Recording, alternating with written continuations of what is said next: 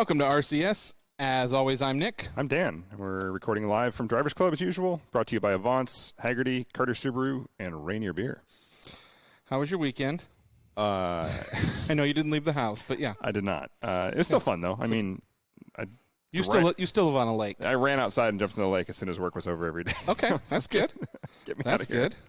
I went up. I remember a couple months ago, I accidentally stumbled upon the fact that you can go from Stampede Pass over to Greenwater. Yeah.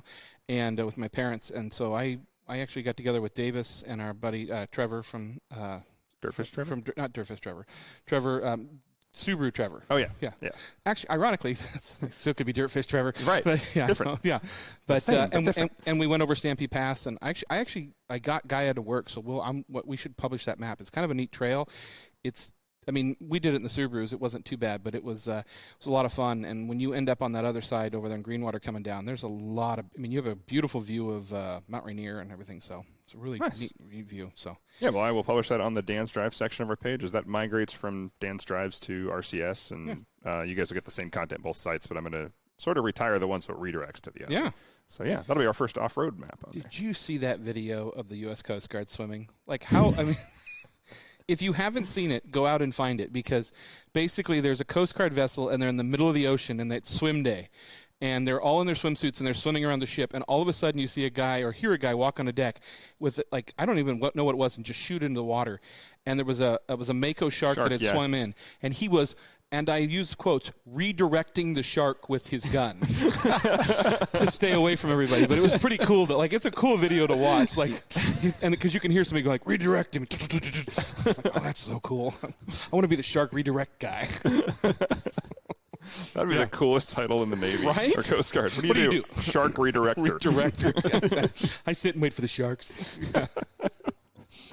I was talking to a friend about getting a new car, and she wants a larger SUV, third row. And we were talking about the new Kia Telluride, which is a nice vehicle. It's a good looking, a good set for Kia. But more importantly, as I was looking at the site, I noticed a weird claim, or weird thing I've never seen in advertising before. And though a lot of cars use them, I've never seen it used in advertising before. And that is the Atkinson. Now I'm just going to start this over. What is the Atkinson cycle engine, which has been around for a long time. And like a carbs only kind of thing, Atkinson? Oh, Atkinson. Meat only. Meat only.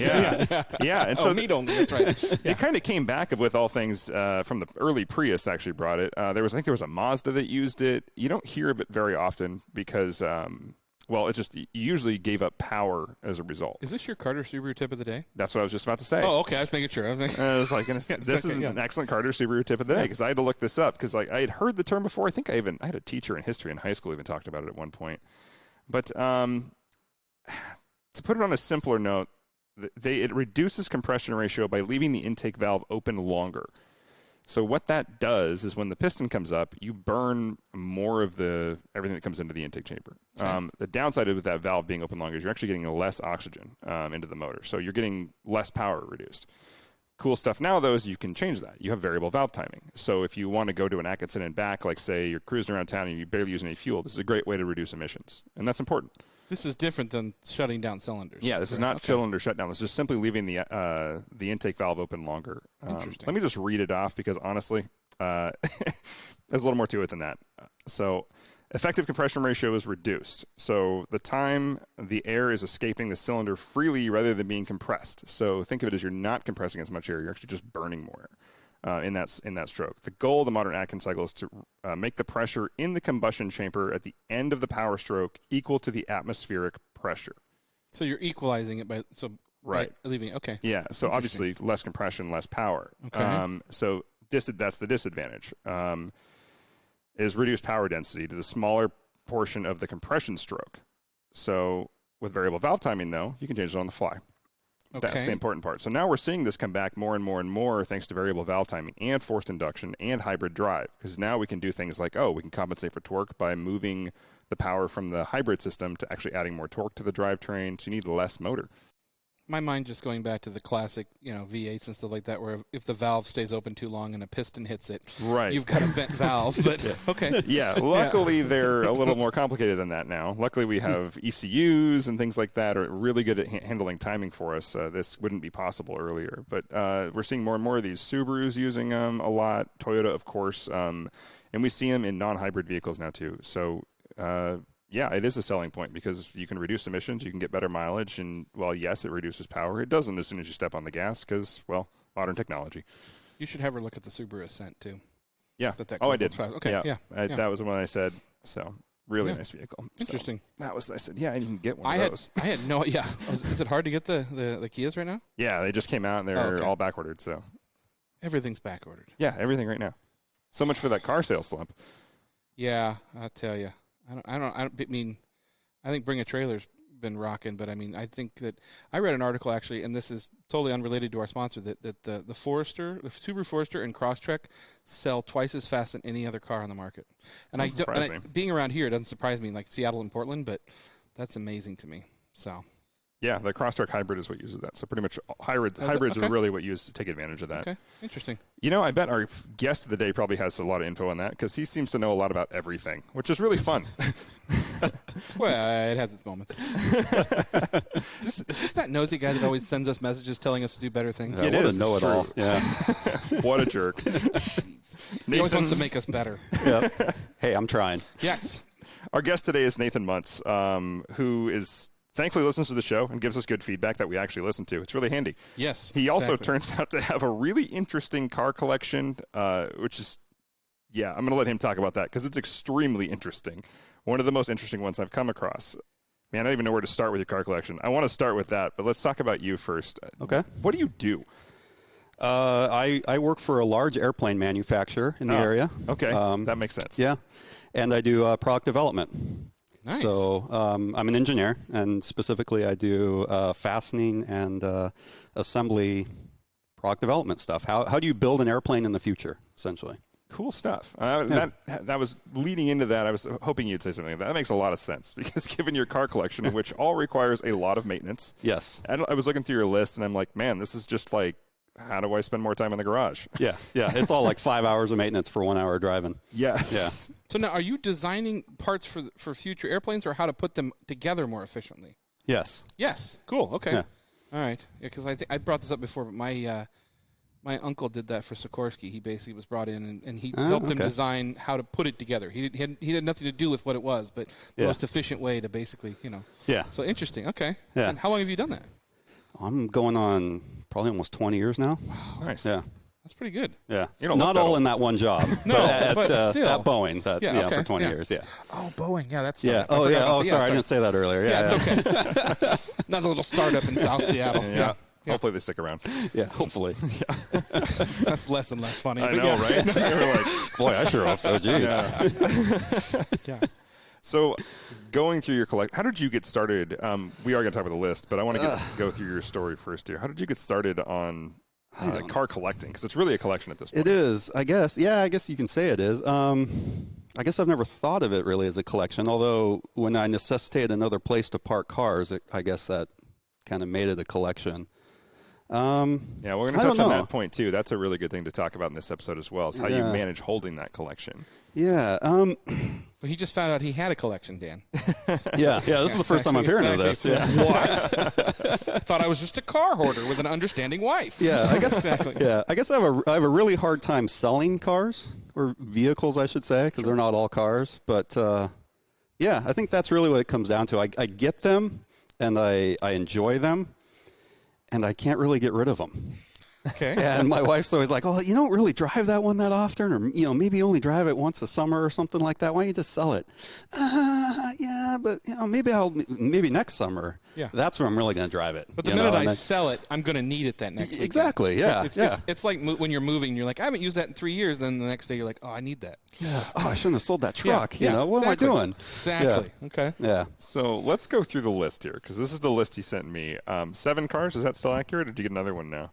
No, 7 sounds right. Okay, so we've got the 2008 Aston Martin DB9. Yes. Very cool. Never-ending style there. 97 Land Rover NAS D90. Yep. We're going to talk about more about that. Oh, yeah, there's more there. I got a little story when we were downstairs walking. So, yeah, okay. 89 Land Rover 110 truck. Okay. Yes. 83 JZR cycle car. Yes. So that's a Morgan three-wheeler. Everybody kid, has one of those. right? Yeah. Who doesn't, right? Yeah. 1971 Dri-Sleeve Moonraker. Yes. So this is another interesting. That's a factory-made Bugatti 37 tribute car, one of 6. Yes. And then a 1965 Morgan +4. Yeah. And then the one I really want to dive in a little bit here is your last name, the 52 Muntz Jet. Yes. Which is a pretty historic, amazing car. If our listeners haven't looked at that, look at the Wikipedia for a Muntz Jet. It's a beautiful car, and often regarded to as like the first luxury. It's kind of the first sports car. Yeah, luxury coupe sports car. It predated the Corvette and the Thunderbird. Yeah, it's a beautiful car. Yeah. I mean, I know of it, but I don't know how many people.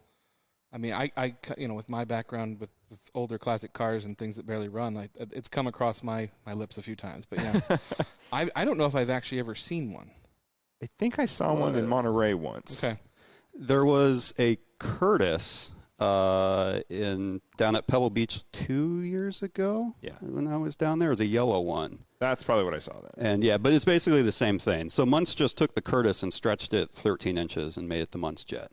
So he bought all the tooling and everything off Frank Curtis, who was an old race car designer back in the day. So let's back it up a little bit. Where did our love for cars come from? Are you like Dan and I were like it's like Hot Wheels and Legos as a kid? I mean, obviously you're designing definitely things. A lot of Legos. Yeah. And I had the Hot Wheels. Yeah. I don't know. My parents, no. My dad, he drives Subarus and he'll drive them into the ground. Nothing wrong with that. Yeah. He just, but no, he's not really a car guy, and it's not really in my family. I don't know. Okay. For some reason, I just branched out. I had my first car was a beautiful 1974 Mustang II. Okay. And which was my dad's. I don't know if anybody's ever used the word Mustang II and beautiful in the same yeah. sentence. But The Deuce. Yeah, okay. Yeah, absolutely, yeah. They got it right the first time, so let's try again. It was the very first car my dad bought, I guess with his own money, like out of college or whatever. Sure. And it was, the height of the oil embargo era. And he picked that car up and he drove it for years and years and years and years. Parked it on the side of the house. Here comes 16-year-old Nathan.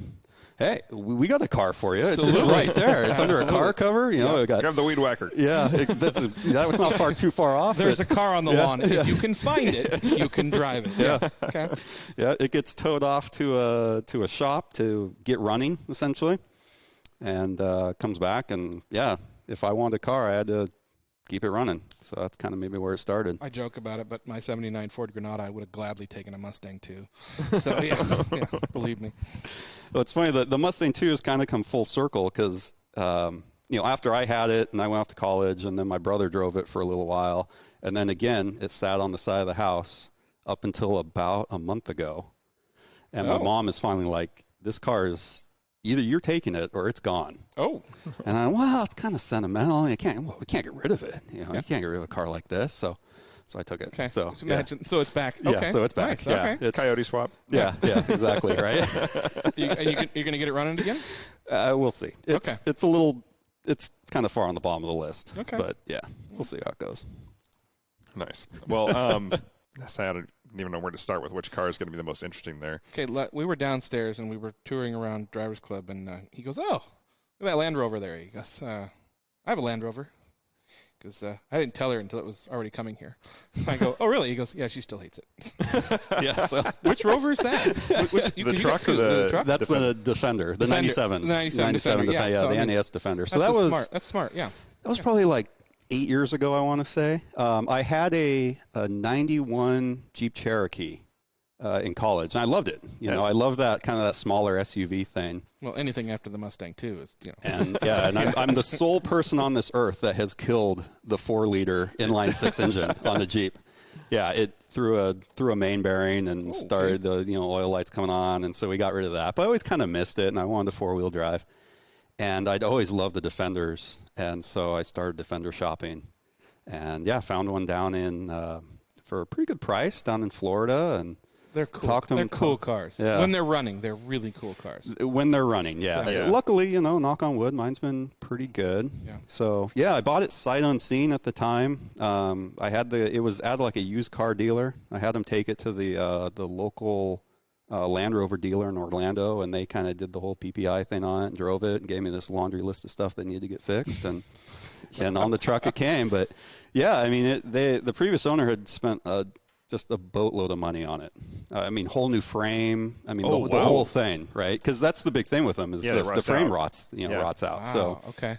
Yeah, so it had the full frame off deal, and yeah. And there were still things wrong with it when you got it. Huh? Oh yeah. It's still it's you know British, to this day yeah. the power steering pump leaks, and that's just how it is. Yeah. And I didn't have a heater at the time, so I had to put a heater core in it. British the cars, galvanic corrosion's all over the place. Yeah. British cars leak, so you remember where to put them. Yeah. Go back in the same spot.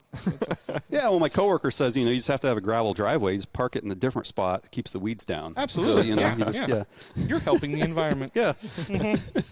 Yeah. That's funny. That turned out to be a really smart investment because those prices have gone crazy lately. Right. Yeah. That's what he was saying to us. It's gone up. It's gone up. Yeah. It's hard for the wife to hate it now. Yeah. But yeah. I don't know. Exactly. Look, retirement. Yeah. All right, let's take our first break. We'll come back because you have a lot more car stories that are going to be fun to listen to. We'll be right back. We spend an average of 8 hours and 41 minutes a day facing screens. Laptops, smartphones, tablets, even digital refrigerators. But what are we really connected to? Isn't it time you connected to something greater? Sometimes the best way to connect is to disconnect. This moment of escape was created by Hagerty for people who love cars. And we're back. We were just talking about some Aston Martin stories, British Car Day. Tell us more about this is 2008, which one is DB9? Yeah, the DB9, 2008 DB9. It's so I bought that one down in the San Francisco area. I was looking for I wanted a green Aston Martin. I didn't want one that was silver or black. There's kind of too many of those around. British racing green. Yeah, so I want the British racing green, which is like kind of the iconic, color of it. Yeah. But that's not a color that Aston painted, so you had to special order that color. It's not in their palette.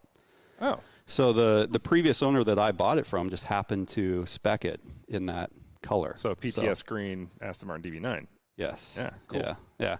There are so many different. We've said this before, British racing green colors that come out of... Yeah. Well, each company had their own, Absolutely, right? yeah. And Aston's version of it doesn't look anything like... I know. Yeah. So, it's kind of that greeny, metallic, it's a little bit lighter color kind of thing. When you think of British racing green, I always think of like the dark green. But Yeah. Like something rainy and British. Yeah. But, so we flew down there and road tripped it back up, and that was fun. There's not a lot of story to tell there, quite honestly. It was a great road trip. We had fun. But one of the interesting bits about it is at the Redmond Exotics car show. I took it down there, and not knowing it at the time, but my future JZR was parked just down the street. Okay. And so this would now flash forward years later. I have already purchased the JZR at the time. For some reason, my wife's going back through pictures and had taken some pictures of my DB9 at the British. Exotics, yeah. And it's like, wait a minute, what is that in the background? Is that your JZR? We're looking. It's like, it is. I don't know. World. It's just a small world. So JZR cycle cars, it's the Morgan three-wheeler kit. Is that? Am I thinking of the V-twin in the front? Is that what yes. I'm thinking? Okay. Yeah. So it's it's a homage to the old Morgan three-wheelers. They initially stopped production in 52, 53, somewhere around in there. And then this cottage industry basically started up in England with all these people making replicas of the Morgan three-wheelers. And this is one of them, John Zimmerman Restorations. It's literally a guy in the two-car garage who makes these kits in England and sells these kits. And you can get different, Moto Guzzi engines, or mine has a GL650 Honda engine. When I first saw them, I always thought that people were putting Harley engines on the front of these things. Yep. Because they look like some of them.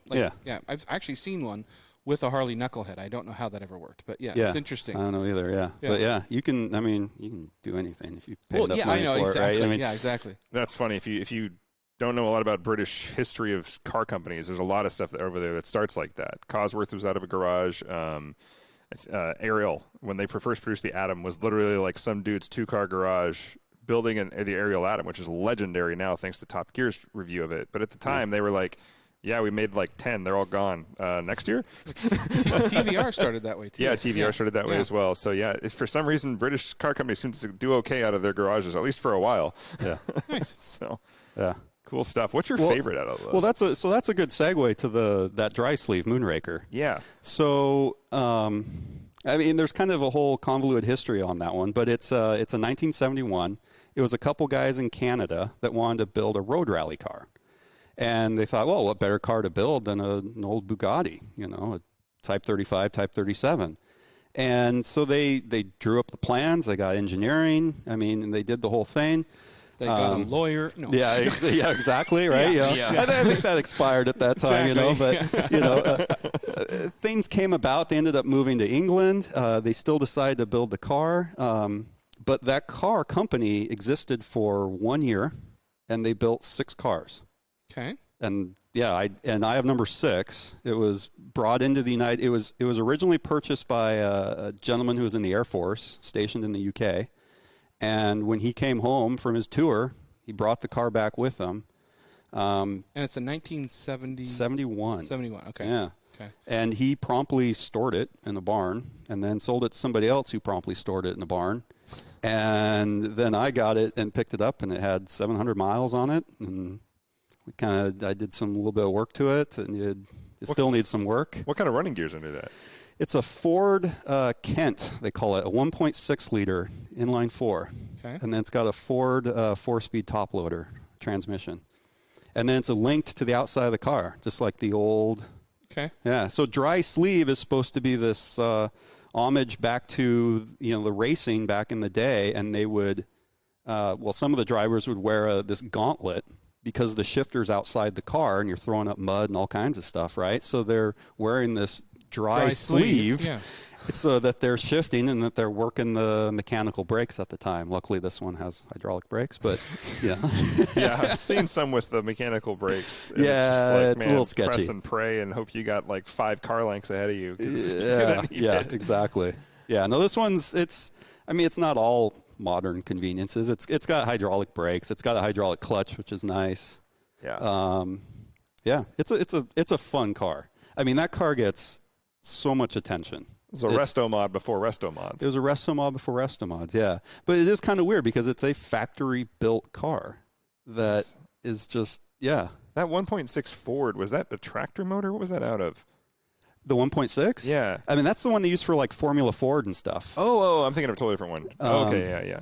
So the Morgan, that one has the tractor motor, the old Triumph motor, which started as the standard. Sleeves. Yeah. That's what it was. The standard Triumph, yeah. I got confused. Yeah. Tractor I motors, wondered cars. if I could pull the sleeves and put a bigger piston in it. Probably wouldn't work, but who knows? It wouldn't because of the water jackets. I can tell you because I pulled that engine apart. I just want more horsepower. I always want more horsepower. Yeah. Do you find like part of the love of the ownership is just the working on them and the tinkering? Oh, yeah, definitely. That's the appeal? Definitely. Okay, I get that. Yeah. I spend a lot of time in the garage tinkering around.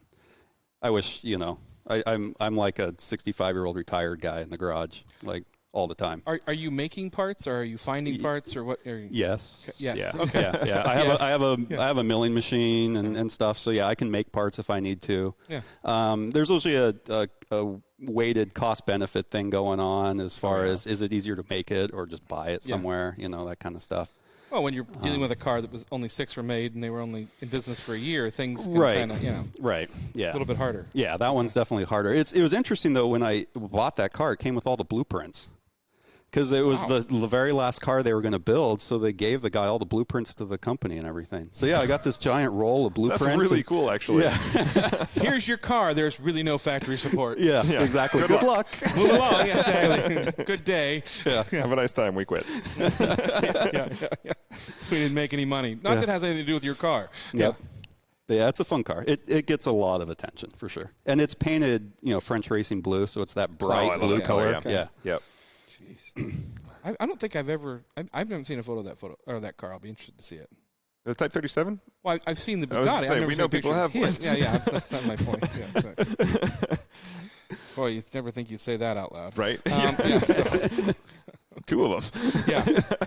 There's one that really caught my attention in mentions, though. I mean, I love the history of all this, but we talked about it before, the Muntz Jet. But not just any Muntz Jet. That's a cool car in itself. I've always loved that car, but then I'm reading through, I'm like, oh, that's a really cool. I'd love to learn about that.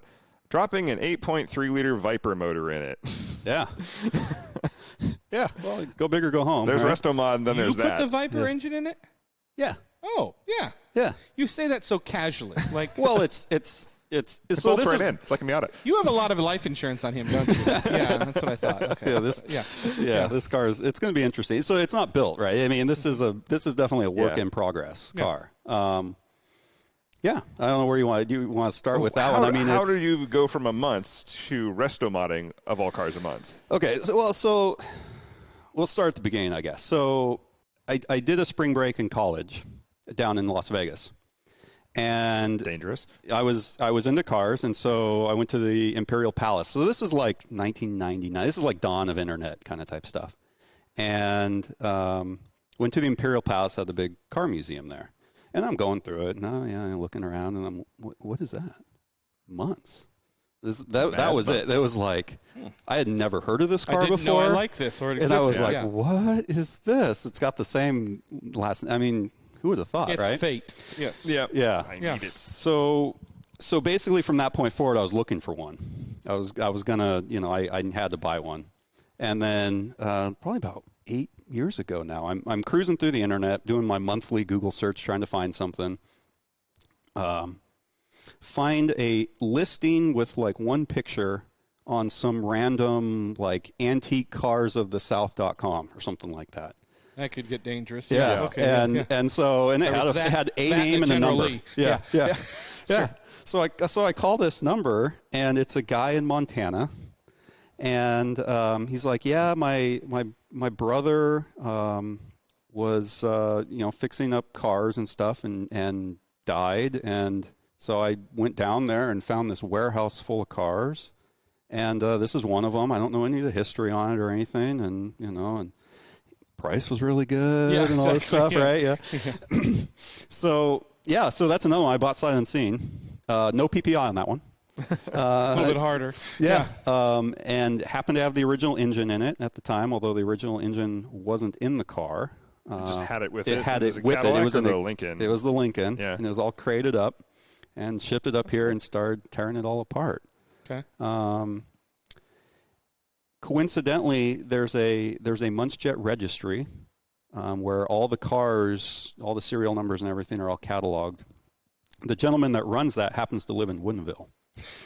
Okay. And so I got a hold of him, and he runs right up to the house, and he's looking over it, and he's basically going, oh, that's not original, that's not original, that's not original, that's not original. You can hear him screaming to his wife, I told you there'd be another one. Yeah, exactly. Right. Add one more to the list. Yeah. You owe me, Edna. Yeah, so basically I find out this car is not original, and it's probably, it cost a ton to get it back to original. I have the original motor. It's pretty much a boat anchor. It's all rusty. It's garbage. So then it was like, okay, well, what am I going to do with this thing? And I find out that the guy had spliced a front clip out of a mid-'80s Buick into it. Okay. It's independent front suspension, so you can hide it all pretty well. Yeah, so that's all in there. So that's like, oh, okay, well, what kind of suspension kits can you get for mid-'80s Buicks? Oh, hey, look at Ride Tech makes a air ride suspension kit. There you go. Okay, cha-ching, buy that. And then so the list just keeps going on. And then it was like, well, I need to replace this engine. I don't want to, that Lincoln engine's 900 pounds or something like that. 160 horsepower, 900 pounds. It is a giant engine that, it was the engine they used to put in the big, equivalent of the F-350 trucks and stuff back in the day. Yeah. Okay. And so I was like, well, I need I want an American engine. It needs to be kind of unique. And, the LS swap is awesome, but it's a little too commonplace. You go to the car shows, they're everywhere. And I don't know, one day I was like just going through eBay, and I was like, the Viper engine. That's what I need, a Viper engine. So, yeah, so then I found a place in Illinois that scraps Vipers, a junkyard. And they're busy. Yeah. Yeah, right? Yeah, we're getting a new one today, and tomorrow, and probably the next day. It's okay, honey. This one doesn't have traction control. I got this. Yeah, it's been an interesting voyage with all that. You have to. I found a company in Arizona that will basically hot wires the wiring harness for it. You got to turn off all the airbag stuff, a lot of the emission stuff. You got to wipe the computer. It won't even start. Yeah, right? you got to go full standalone basically. The original Muntz is an automatic, and I wanted to kind of keep that looking original underneath. So how do you put an automatic transmission on a Viper engine? Put the transmission outside the car.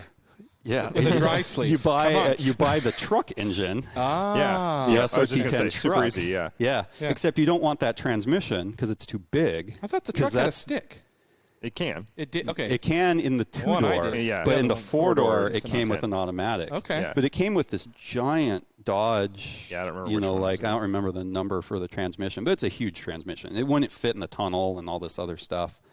So then I found a company in Indiana that happens to build adapter kits, so you can adapt a Chevy small block transmission to the Viper engine. Yeah, the 8-liter Viper came with the T5050, I think, the Tremec, and then they went to the T56 and the T6060R, and then that adapter would work for pretty much anything because they use that transmission or that mounting plate comes with a bunch of cars. Yeah. What year car did your Viper engine come out of? It's a 2005. Okay. Second gen. Okay. Yeah. Because it was 8-liter before, then the 8.3 in the truck. Was that it? I can't remember. I don't know. I think it's a third gen. Pretty sure it's a third gen engine. Yeah, that's right. Yeah, because the second gen was just the body change with the same running gear, right? Yeah. That's a third gen. The first gen didn't have a lot. No, yeah, they just added things like power windows and a roof. And this is random. If you haven't watched this, Jay Leno just reviewed his. Oh yeah, I did see that. And I'm listening to him going like, "What did you pay for here? Like, it has no windows, it has no traction control, it has no heating or air conditioning." I'm like, "What did you buy?" Like, I can relate though. I get it. But I didn't know those things. Like, it was like, wow, okay. And a hood that's like $15,000 and you can't find it. Yeah. So, okay. Yeah. Well, man, that's I want to. You need to create like a blog just for this. I feel like blogs are kind of dead until you find something like this. Then you're like, I want to read this process. A Muntz Viper blog. Yeah. Like MVB. Yeah. And I can figure and I'm assuming like everyone in the Muntz registry just wants to kill you, and I love it. No, actually, it's kind of the opposite. I mean, there's some purists in there, but I've also we went to this Muntz Jet reunion 2 years ago. How many are there, by the way, in the registry? 190 something? Oh, there's 198 cars made. Okay. Yeah. In the registry, boy, there's probably half that. Okay. Yeah, it's probably around 100 or so. Okay. And then that they know where they exist or whatever, or they know that they were scrapped or whatever it is. Yeah. All right. Just curious. Yeah. But no, I went to this Muntz Jet reunion and down in Oregon, and that had to be live entertainment. Oh yeah. Yeah. They gave me Engineer of the Year. Oh, a little very trophy nice. and everything. Okay. Yeah. I got a free baseball once. That doesn't count. You got it from the Corvette people. We got pie too. Yes, good pie. Yeah. We parked in the wrong spot and I got an award. You made a lot of old people mad that day, Dan. Yes, I did. Especially the people that had a convertible version of your car that thought they were going to win. Yeah. So, yeah. Anyway. Yeah. So, I mean, how many cars showed up to the reunion? Oh, there was 5. Okay. 5 there. Yeah. All right. So there's not all a lot kinds of rounds. colors. Yeah. So, yeah. Well, I mean, you don't know. I mean, I always find with those older groups, like things like that, like these guys are so serious about it. I mean, look at, you're talking about the Muntz guy that ran over to his house. Like, people will ship those cars across the United States, and it's, Yeah. You get that. You see that a lot with like the old Pontiacs and stuff like that. So, They do, yeah. For some reason, I'm not sure, the logistics didn't work because there were a couple guys that wanted to ship their cars, and for some reason they couldn't. Mm-hmm. Something was, I don't remember all the details, but something was going on. But yeah, I think there were 5 cars, but altogether there were maybe 10 or so owners there. Okay. So I mean, there was a lot of people that came and just didn't bring their car. Okay. Yeah, like me, I guess. Well. Yeah. I brought pictures. Yeah, well, yeah. okay. I'll need those. Do you have a timeline for how long you think it's going to be? I don't know. Okay. Yeah, I don't you know. don't need to. It's just, I would love to finish it tomorrow. Yeah. This weekend I got some good work done. This weekend I got the gas tank put in. That's important. It's not plumbed, but it's in. I had to redo a whole bunch of trunk. I had to do a bunch of cutting and welding and all kinds of stuff. You seem to be the right guy for the job. Firewall is going in. Okay. The engine's been in and out of the car 1,000 times fitting it. Oh, yeah. Because I had to make motor mounts and all that kind of stuff. So all that's custom. Wow. That's going in. Very cool. Yeah. You'd make Keith Northrup proud. Yeah. Yeah. Good point. It's a good point. Yeah. So I was reading through our messages. There's an interesting topic. We're going to change this entirely because this is a really cool thing to talk about that you brought up in one of your messages that I was waiting to have you on the show to talk about, and that's how you keep your cars. Property is hard to find here. If you have this many cars, what you do with this collection, you got to really, not roundabout, it's just a very smart way of handling this. With a 10-car shop, but not how people think. Yeah. Yeah. So we have 3 parking spots at our primary residence, I guess you'll call it. One of them used to be the bedroom to the house, and I converted it into a garage. That makes much better sense. Yeah. You can sleep in a garage. You can't park in a bedroom. So, yeah.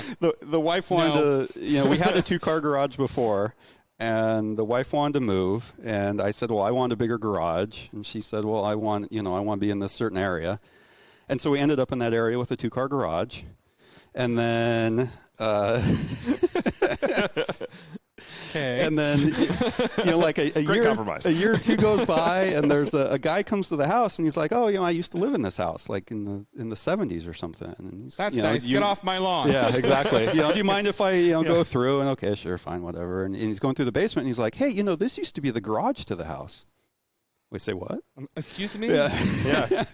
Make my day what? Yeah. So he basically leaves, and I start punching holes in the wall. And yeah, sure enough, it's framed for a garage door. Oh. And they had turned it into the 4th bedroom of the house, but it was all ground level, and so you just kind of had to level up the gravel and stuff, and take some stairs out. You came home one day and had an extra garage, didn't you? He's just like, we don't need to live here. Yeah. Okay. Sorry. Look, it has more light. Yeah. Exactly. I did this for us. Yeah. Okay. But yeah, as the collection grew, I started storing cars at different places. Couple of the smaller cars I was able to fit into a 1-car spot, the JZR and the Dri-Sleeve and stuff. But it just became a hassle. And then I would rent spaces and things like that. But that just kind of took money out of my car purchasing or my car restoration budgets. So then we kind of got the idea, well, why don't we look for a house that has a garage? But instead of living there, because you live where you want to live. We live where we want to live, right? We'll rent out the house, and we'll see if it can pay for itself. And so we looked for a solid year, if not more. And finally, last year, found a place, coincidentally right across town from where we live now. And it's got a 10-car garage out back, and a nice house that was all remodeled and everything. And it all worked out. And so, I keep a bunch of cars there. I got a buddy of mine who rents out another part of the garage from me because he also has a problem with buying weird British cars and things. Okay. And so, between the two of us, we got this that's kind of whole really thing smart. going. Yeah, it's a really smart way to invest, too, because you'll always get the return on the investment from the property, plus you have a space to work on your cars. I mean, we have a driver's club here, which is if you want a concierge service and you're not working on your cars all the time, right. This is super ideal because you can go in and out 24/7, and you have the nice clubhouse here and all that, but it's not a place you work on your car. Definitely not. No, their floor's a little too nice. I was kind of looking out there. There's not enough oil spills and stuff. So. Yeah, exactly. They need a few more. Yeah. I have engines on stands all over the place and things like that are half torn apart. So, I'm not sure they'd go for that here. I know some people live in condos and still have that. Don't worry. But for those of our listeners who are now considering Viper swapping their Muntz, this is a perfect idea. Yeah, exactly. It's a great way to get a return on your investment. Is the garage for rent? No. You can live here. Park on the street. Yeah. Well, a lot of people would, though, So this is, as soon as you wrote that, I'm like, The gears started turning real quick in my head.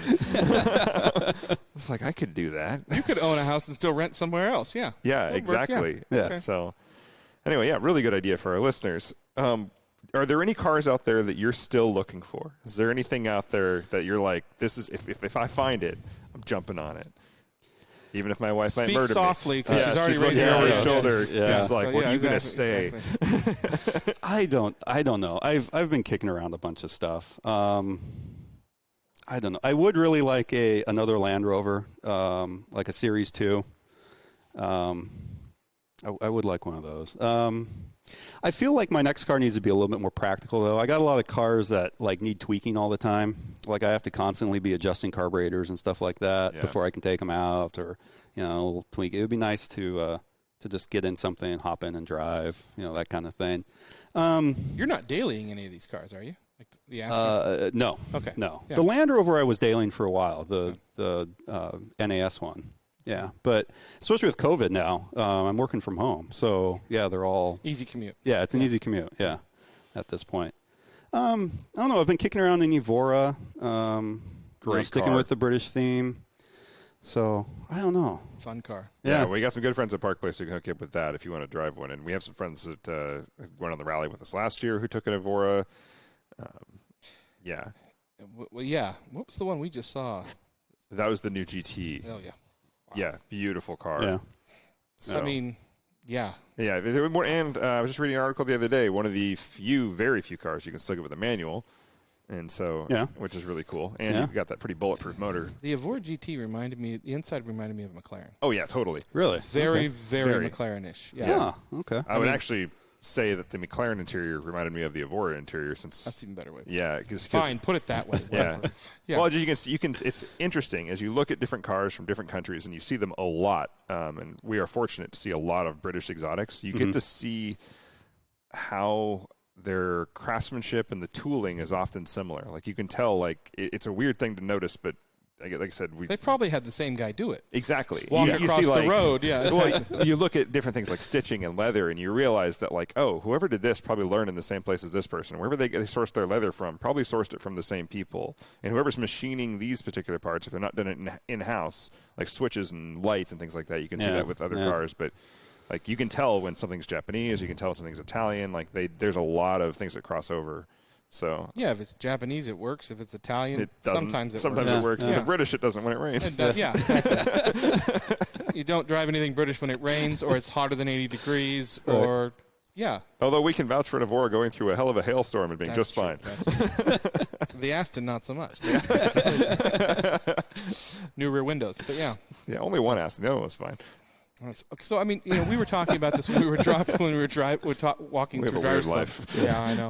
That's kind of where I'm going with this. We talked about it because you guys have been in Monterey and seen Monterey, and you kind of jaded. Like, what car are you looking forward to seeing someday? Like, what's on your radar right now? Not necessarily owning, but like just seeing. Yeah.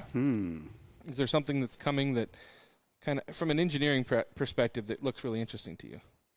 I've never seen. I do like Astons, and I've never seen. What is that one? The Vulcan?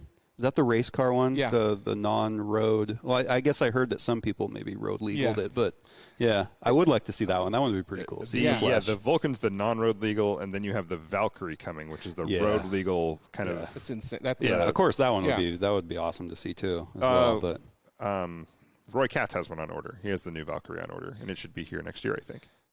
Roy Katz, by the way, I got to give Roy a shout out. He is driving the hell out of that Senna. I think he took it to Bell Square this weekend and went shopping. He went shopping. He was caught in downtown Kirkland with it. But I think it's got like 5,000 miles on it. Oh, absolutely. On a Senna. More power to him. I love it. Yeah. Right. I was trying to look up the name of this car that I'm really interested in, and it went through a YouTuber through Shmeez, and it's a Veno or whatever. It's that one. That's a Lamborghini. No, it's the one like where it goes through the turn and the rear wing moves. Have you seen that car? Oh, I think so. I forgot the name of it. I love Active Aero. Right, but this is weird. This is like I don't even know. I can't find it right now. So what's his name's new McLaren F1 replacement? that looks kind of interesting. Gordon Murray. Yeah, Gordon Murray, man. Oh, that thing looks pretty cool. The big fan on the back. Yeah. I don't know about that. That kind of You makes think it it's look, gimmicky? Yes, it looks like those old school like early '60s cars where they like it's got a jet engine in it. Like no, it doesn't. Yeah, it's supposed to be a downforce thing, but I'm like, really? Yeah. There wasn't a better way to do that? Cool. And it only kicks on at certain points, I guess. And yeah, it's kind of a weird deal. Zenvo TSR-S.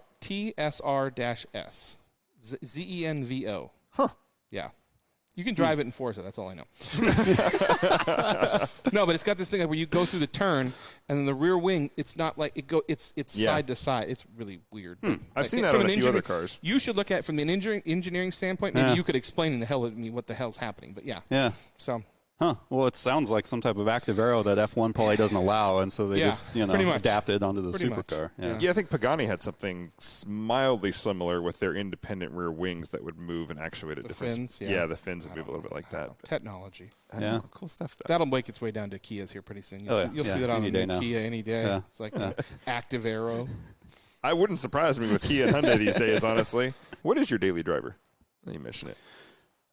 Well, I guess really have one. So we have a Subaru. He doesn't leave the house anymore. Yeah, we have a Subaru Outback. Yeah, there we go. My wife has a work car. Yeah. So we have a Subaru Outback 2017, and that's kind of the one that if we're going anywhere, that's the car we take. Yeah, you guys are big travelers. Have you done a bunch of road trips and stuff in the cars, or? Surprisingly not, although we might this year. We've been talking about going down to kind of Utah or that area, northern Arizona or something. Best place to drive through the entire lower 48, in my opinion. That's the best drive you'll ever do. Yeah. So we think we will. But no, most of our trips have been international. A lot of them are work trips that I end up having to take, for work. And then when I'm done, she flies out and meets me, and we'll go around for a week or two and poke around. Never done that. Shut up, Dan. You'll get us both beat. So, I mean, does she share your passion of cars? No, absolutely not. Absolutely not. Yeah. Okay, that's fair. No, I get messages like, "Hey, I just saw a really cool car. What was it? It was red." Oh, okay. Oh, well, since you said that, I totally know what that is. Yeah. Well, it's the red one. Oh, okay, fair enough. It had black interior. Okay. Oh, that one. Yeah. I actually know what that is. No, I was going to say, usually it's like one weird random fact. It had this. I'm like, oh, it's this. Yeah. Here's the photos. Yeah, exactly. Yeah. It had 3 doors. Oh, it's a Hyundai Veloster. Yeah.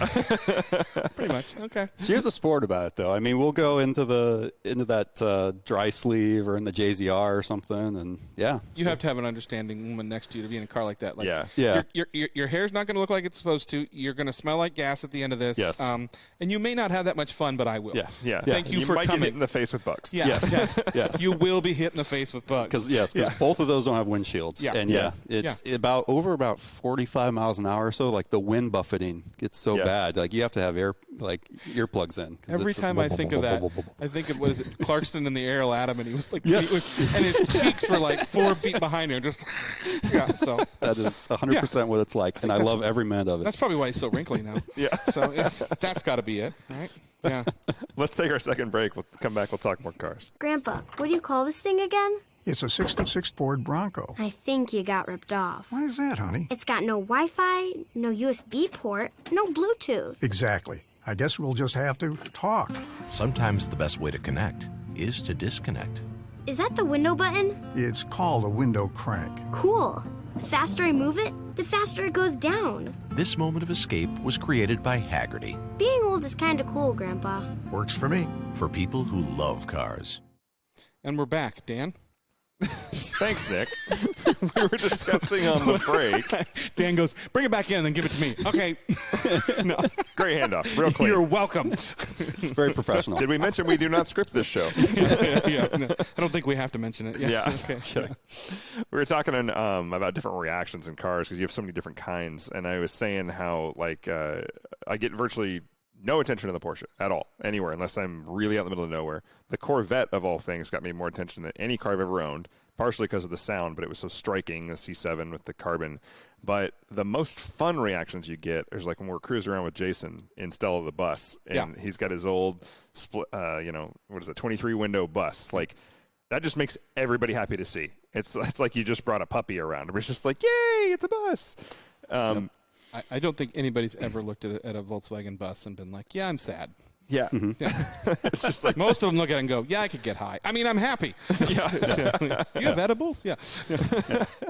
It's different reactions to different cars. Like, do you get that? Oh yeah, definitely. Okay. Yeah. So yeah, the Aston is kind of the pretentious. Yeah. Definitely. Yeah. You know, Exactly. you get people that This guy.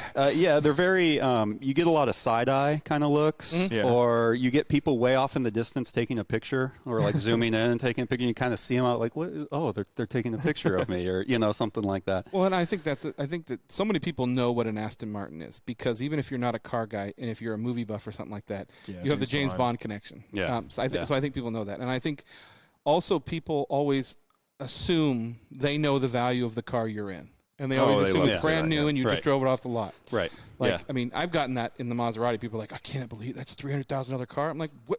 If I bought 9 of them,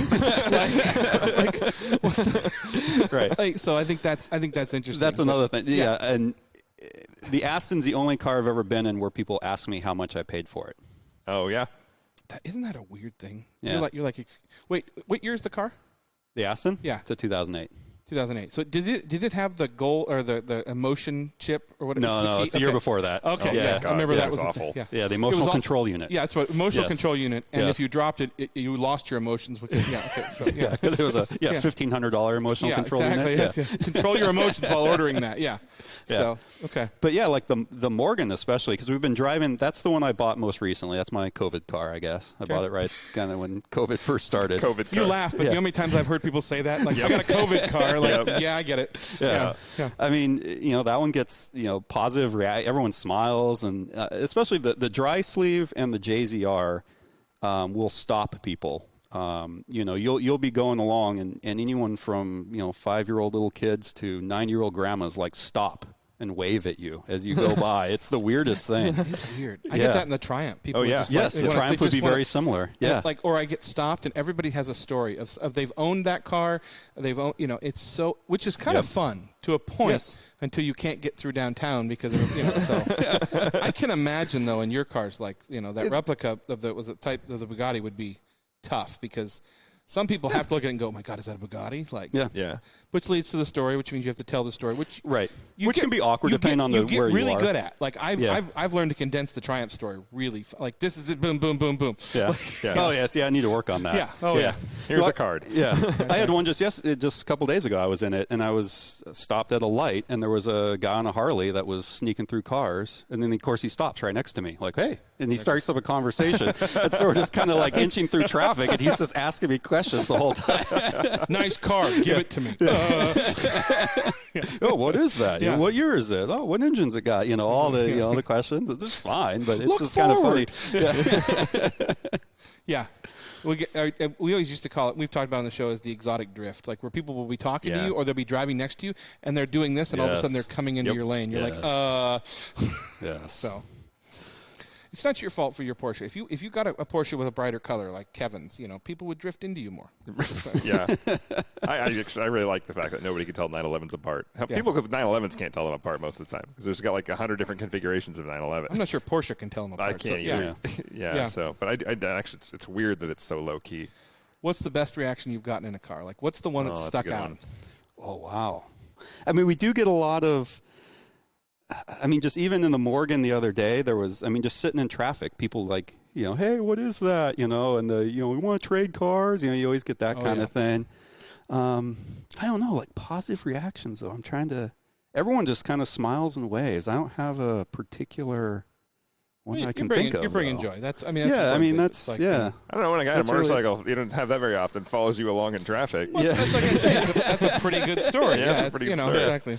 The Land Rovers all get thumbs up, especially the truck. It definitely does in traffic. Everyone's, because you only usually see those on the Serengeti. Yeah. Exactly. I do that when I see them. When I see old Land Rovers or even old Land Cruisers, things like that, I just love seeing stuff like that. It's running. Yay! Yeah, exactly. It's like, nice. It's like, I Just love wait. Yeah. You got rid of the Lucas wiring. The Prince of Darkness. Yeah. Pretty much. Yeah. You're an Avance member. Nice shirt. Oh, no, This is not an Avance shirt. That's a blip shift one. Yeah, it is a blip shift shirt. That's one of the off-road ones. I thought it was. I'm not gonna lie. When he talked about that shirt earlier and about what's in it, and I've been staring at it, and I just now saw it. Really? I don't know why. Rover. Rover. No, I took funny story about Land Rover and Land Cruiser. So about a year ago, when the whole Defender thing, okay, we're going to come out with this new Defender, all this kind of stuff, I rolled up in my NAS Defender to the Land Rover dealer, the one that's in Linwood. Oh yeah, Seattle Land Rover. It's all the same one. Yeah. And the salesman complimented me on my Land Cruiser. Okay. You don't get that. That's you're like new here. I saw one of the new ones on the road. I finally saw. Did you? One. I haven't seen one yet. I haven't seen one yet either. Yeah. Okay, and this coming from the fact that my parents have a Discovery Sport, which I love, which went off road. I could not believe it. It was incredible. But the new looks really good in Lego. I'll tell you that. Yeah. I have the Lego version. Did it have the box on the side? Really? See, I'm not sure about the box. It's a first aid kit. Yeah, I get it. And a ladder on the other side. But the problem was they had that, but they didn't have any other options. It was like around here. It looks like something you're going to hit a branch on. It really does. I didn't think about that, but yeah, it was. I think everything's being overshadowed by the new Bronco right now. Oh yeah. When it comes to SUVs, I mean, that thing blew it out of the water. Yeah. I'm like I said, I've said it. I want one. And my timing will be great because they will come out. I want to see what the issues are. Well, they have a 2022 yet to be named Raptor version of it now. Well, but you know why that's out, don't you? You know how that got out? No. So one of the Ford engineers put it into his LinkedIn profile, that's what it was. Yeah. He put it into his resume that he worked on the project, and then he was. I don't know why you'd be shopping if they're going to let you work on that project. He was shopping for jobs, and it got out. Yeah, you got to be like, what an idiot. I'm sure he's really shopping for. I'm sure he's shopping for jobs big time now. But like, yeah, so yeah. I'm not going to be in the Bronco Raptor price bracket. Maybe. No, I'm going to be in the basic with the Sasquatch, and hopefully that's enough. Yeah, but that's the 7-speed one, right? Yeah, there you go. Yeah, so we'll see. Very cool. I don't know where I'll be. I might be living in it, so we'll see. Probably want the 4-door one. Yeah, then? exactly. Yeah, living in a van down by the river. Yeah. Yeah, I'll tell you what, that's the only SUV I've been looking at lately. I'm just not a big SUV person. I'd rather get a 4-door truck. Yeah. But I still really want one of those. Anyway. We'll see. Like I said, I was impressed with the way Ford has dealt with this. I was impressed with them taking on the Rubicon Trail and just really showing Jeep how to do things, which I think it's good that Jeep has some real competition. Yeah, Jeep's finally getting some competition. I don't dislike Jeep, but I mean, and I think they dealt with it well because the Bronco came out and they released the new Jeep with the 392. Is that what's in it? Yeah, it's a 392 Hemi Jeep for the Rubicon option. Yeah, which is pretty cool. I mean, I know, kind of pointless. I think I'd probably just break more stuff, but cool. I'm glad. A lot of straight line power, I guess, for a Jeep, which is interesting. Well, I mean, Jeeps. That was the thing with all these people doing the Elephant stuff and like the Hellcat stuff into these Jeeps. I'm going, I get it, like for the torque side of it, but Jeeps will still climb up a wall with the six banger that's in them. It's all gearing. Yeah, I say it's all gearing. You don't need horsepower. A lot of horsepower or torque to really crawl. I mean, if you've got a crawl gear, which is like duh. Yeah. Then let out the clutch and go 5 miles an hour. You're putting out of the car. Yeah, you're putting out meet you at the top. Tons of torque with such a gear like that. Yeah, anyway. Yeah. My Land Rover truck, it's a 5-speed and it's got the little turbo diesel, which puts out a whopping 80 horsepower or something like that. I'm not sure what it is, but it's really low. But it's all torque. In first gear in 4 high. Yeah, it will. It's good till about the crosswalk, and then you're shifting into second already. So you just start in second all the time. And that's in 4 high. You put it in 4 low, I mean, the thing's just like... Yeah, tractoring along. Are your Rovers right-hand or left-hand drive? The NAS one's left-hand. The truck is right-hand. I was watching him. He's talking, and he was using his left hand to shift. And I'm like, wait a minute. Yeah. I was like, that's not your shift hand. Yes. Okay, yeah, all right, cool. Yeah, the truck is right-hand drive with left shift. The Dri-Sleeve is right-hand drive with right shift because it's outside the car. Yeah. And then the JZR is right-hand drive, but it's a sequential shifter. All right. So you can really bang through the gears on that one. That's cool. I was watching that, and I'm reversing it in my mind. I'm like, wait a minute. Yeah. So, that's a lot to keep track of. Who's on first? Yeah, exactly. You get used to it pretty quick. Yeah. Well, let's jump to our Avant session. So if you guys missed out last week, that event they had last weekend down in Portland was pretty nuts. The photos looked amazing. Yeah. Like there was a Senna out there, a Bugatti. What else did we see in that? I didn't know some of those cars. I mean, the Senna I thought was from up here. Isn't it? That's the same Senna it was at. I'm not sure. I'm pretty sure it is, but it was wow. Yeah. Avant's doing some cool stuff. Next time they got a track day coming up at the Ridge with Turn 2. That's September 5th. All-day event. And then they have another drive coming out. And if you've never been on an Avant's drive, just look at the photos from the last one. Everybody loves the Avant's drives. They put on a great job of getting routes together. And they also have another surprise coming up. But that drive's coming up. When is that surprise happening, by the way? You keep waiting. I'm not good at keeping secrets. Yeah. So, yeah, okay. We'll let you know as soon as it's out there. Lots to be excited about if you're an Avance member, though. But the drive is the 26th. It looks like 8:30 to 1:30 tentatively right now, so they'll get the details out. They don't put out the September? details. Yeah. Okay. Yeah, they don't put out the details ahead, but we'll remind you guys when that's coming up because that's a really fun thing to do. You'll meet a lot of cool people. So yeah. Maybe we could actually go to one. That would be great. Wouldn't it be nice? We've done all the drives, like the routes, but we're always unable to go for conflicting events. So yeah, I'm gonna Adam needs to design those around our schedule. Totally, yeah. So come on, Adam. That's part of it. Yeah, part of the sponsorship. Yeah. Yeah. Yep. I still need my sweatshirt, Adam. I'm calling him out. You should. You should. Because he keeps telling me he's going to bring it to me, then he always forgets. if any of our listeners see Adam, the first thing you need to say to him is, "Where's Dan's sweatshirt?" Yeah, we're starting this right now. Yeah, because apparently it's been sitting on his kitchen counter. Yeah, where his two twins eat dinner, so I'm sure it's full fine of and Cheerios clean. Yeah, and it's stuff fine. now. Yeah, but that might be good though. I mean, like a sweatshirt full of Cheerios. Come on, no. So that's your new job. If you're listening to this, you see Adam. The first thing you say "Where's is, Dan's Dan's sweatshirt?" So, and when that works, then we'll start asking where Nick's is. I haven't asked for mine yet. I just want to know where it is. Yeah. So, yeah. Well, Nathan, thanks for coming on the show today. If anyone wants to contact you, we'll just message you through Avance. That's probably the easiest way to find you online right now. Yeah, the squeaky wheel gets the grease. Yeah, exactly. Yeah. So I appreciate you. Yeah, coming in. thanks for having me. Yeah, I know you're active on there. Thanks for all the advice you give back to the community as well. So another great reason to join Avance is great members. So yeah. Anyway, for this episode of Rain City Supercars, I'm Nick. I'm Dan, and don't just get there, enjoy the drive.